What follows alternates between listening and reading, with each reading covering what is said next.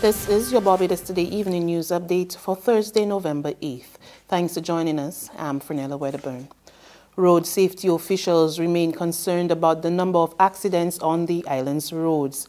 So far this year, the country has recorded 27 road fatalities, 25 serious accidents, and some 6,550 reported road accidents. Addressing the launch of Road Safety Week at the Corporators General Insurance Company Limited today, Sergeant Sibert Johnson of the Traffic Division of the Royal Barbados Police Force says pedestrians contribute to the numerous accidents occurring. So far for the year, we had 6 pedestrians who were fatally involved in collisions. I don't remember how many there were last year, but we had 6 so far for the year. But pedestrians should still be cognizant of the vehicular movement. If you are on a crossing, you just don't approach the crossing and just dash across. You stop, you stretch your hand out to indicate to the driver your intention to cross. He or she stops, and then you cross. Don't take it for granted that the driver would recognize you there when you're about to cross.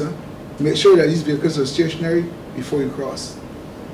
You will find that sometimes one person going east, one person going west, the person going east will stop, and then the person going west probably not see you. And then you continue to cross only in this path, and then there's a collision. So we implore pedestrians to be safe. They have some responsibility of their own to make sure it's always safe before they proceed across the streets. President of the Barbados Road Safety Association, Charmaine Roland Bowen, also shared her concerns about the situation. For the year so far, 27 lives have been grabbed from us by a predator we call the road traffic accident. Last year, 28 persons died in fatal collisions. As road users, we are slowly becoming endangered species on our roads. Far too many collisions and far too many excuses. This must end. Of grave significance is the fact that we can indeed take action to reduce the growing number of accidents and fatalities on our roads. Unlike most countries that have experienced reductions in the road death toll, Barbados also now have pertinent legislation that can protect road users from harm. Road Safety Week officially kicks off on November 18 under the theme Designate One. Investigations are on the way into 2 shootings, one in Christchurch and the other in St. Michael earlier today. Police say the first shooting occurred at Sorrel Lane, Eden Lodge, St. Michael around 3:15 p.m. Police spokesman, Acting Station Sergeant Michael Blackman, said the incident involved 2 men who were reportedly shooting at each other. The second incident occurred around 3:50 p.m. at Gull Hill, Christchurch. Officer Blackman said they received information that a man was at his residence when 4 other men riding in a black motor car drove up to the house and opened fire. There were no reports of injury in any of the incidents. However, lawmen are appealing to anyone with information that can assist with their investigations to contact Police Emergency Number 211, Crime Stoppers at 1-800-8477 or the nearest police station. Residents are being assured that local banknotes with the Z prefix in the serial number does not mean it is counterfeit. Word of this from the Central Bank's Deputy Director of Currency, Octavia Gibson, following images and messages circulating on WhatsApp and other social media. In a release via the Government Information Service, Gibson said, from time to time the bank issues notes of all denominations that carry the prefix Z called replacement notes. She explained that if there is an issue during the production process and some notes cannot be used, the notes issued in their place are given serial numbers with the prefix Z. She said having replacement banknotes is a standard practice around the world and have been issued here from as far back as the early 1990s. She added that these local banknotes are legitimate once it has the appropriate security features. Barbadians should not be complacent when it comes to the Aedes aegypti mosquito and its spread of the Zika virus. The caution from Chief Medical Officer Dr. Kenneth George at the launch of the Zika AIDS program today. Dr. George made it clear that the Zika threat is still very much alive, even though there has not been a reported case since March last year. The public must recognize, and Barbadians must be reminded, that Barbados and the region continue to have the vector Aedes aegypti mosquito, and therefore there will always be a risk. The Ministry of Health uses a multi-pronged approach to vector prevention and control, and these include health promotion and behavioral change activities, source reduction, use of fogging and larvicides, as well as an integrated geographic health information system to quantify and respond to mosquito breeding in the community. In sports, opener Hayley Matthews continued her run-scoring form as West Indies beat New Zealand by 3 wickets in their final official warm-up.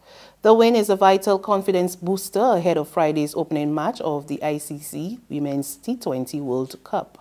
Chasing 123 at the Guyana National Stadium on Wednesday night, the Windies reached their targets with 11 deliveries remaining, with 20-year-old Matthews stroking 50 of 38 balls. All-rounder Deandra Doughton flourished in her new role as opener with 35 of 23 deliveries, while skipper Stephanie Taylor chipped in with 26. Earlier, Maddie Green top-scored with an unbeaten 35 of 26 balls, while captain Amy Statterwith struck 26 as New Zealand scored 122 for 9 of their 20 overs. There's regional and international news after this short break.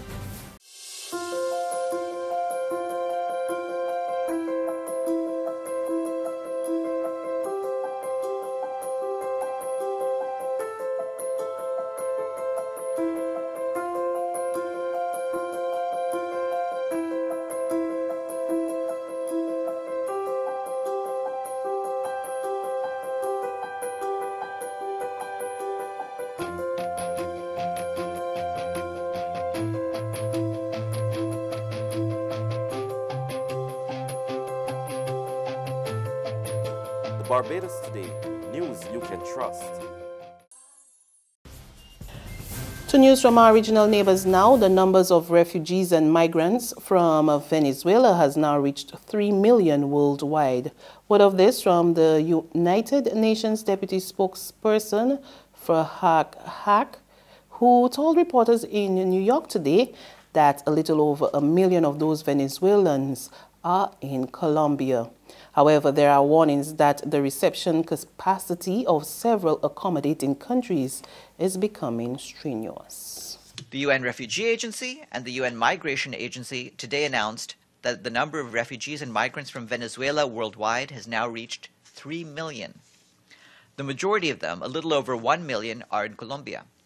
Peru is currently hosting 500,000, and the remaining ones are in Ecuador, Argentina, Chile, and Brazil.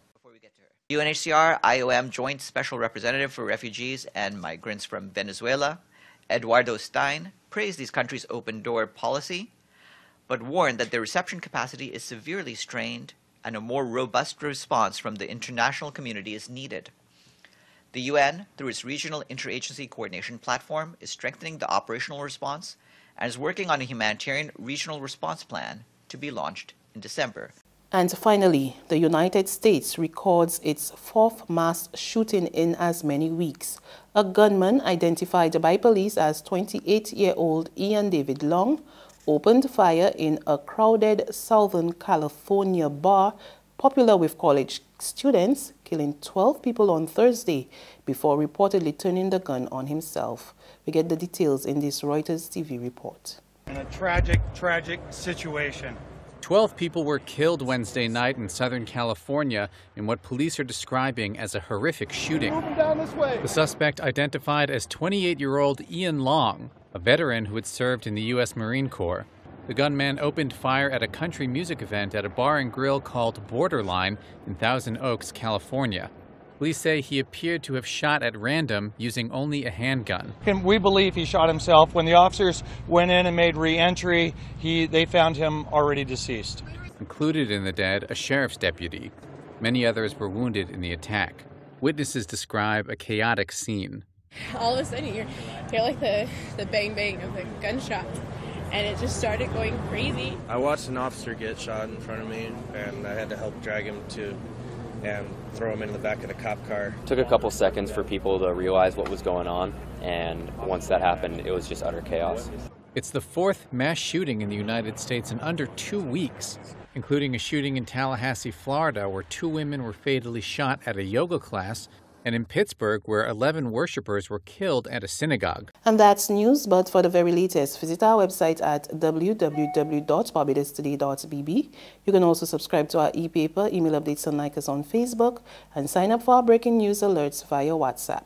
We're also on Izumi Media and bus terminals, as well as screenplay at supermarkets and gas stations near you, and you can also hear us on Mix 96.9 FM. I'm Fernella Wedderburn. Good evening.